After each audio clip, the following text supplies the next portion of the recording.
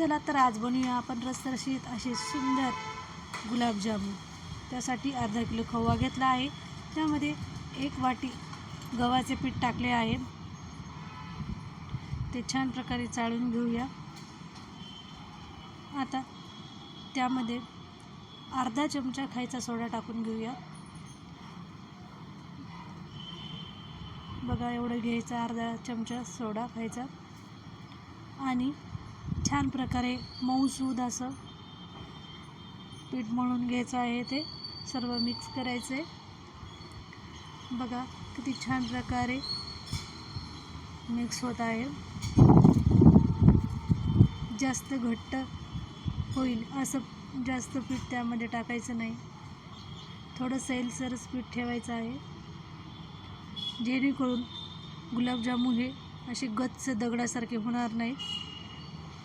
त्यासाठी आपण थोडंसं दूध त्यामध्ये टाकून घेऊया।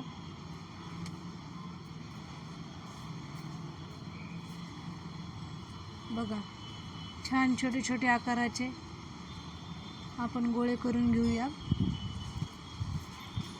बघा किती सुरेख असे गोळे तयार झाले आहेत गुलाबजामुनचे। आता 1.5 ग्लास आपण साखर घेऊया आणि त्यामध्ये 1.5 ग्लासच पाणी टाकून घेऊया आणि 2 इलायच्या क्रश करून टाकूया। आता गॅसवर ते ठेवून देऊया पातेले आणि त्या साखरेचा पाक करून घेऊया। पाक हा जास्त घट्ट नसावा, जास्त घट्ट पाक झाला तर गुलाबजामुन मुरणार नाहीत। त्यासाठी असा याला कुठल्याही प्रकारचा एकतारी पाक लागत नाही। मिनिमम 7 उकळ्या आल्या की गॅस बंद करावा।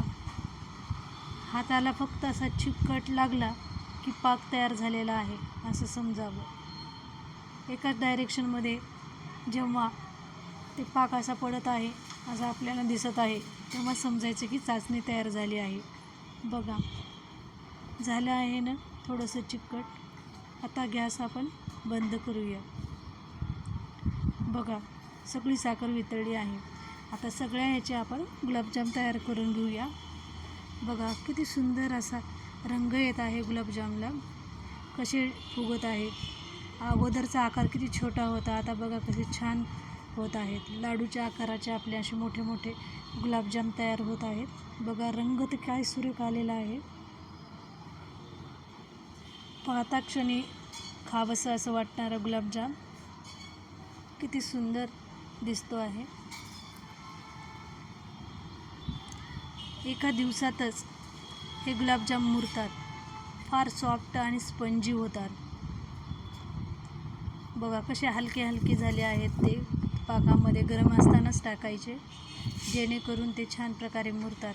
बघा तयार झाले आहे आपले रसरशीत गुलाबजाम। नक्की करून बघा। धन्यवाद।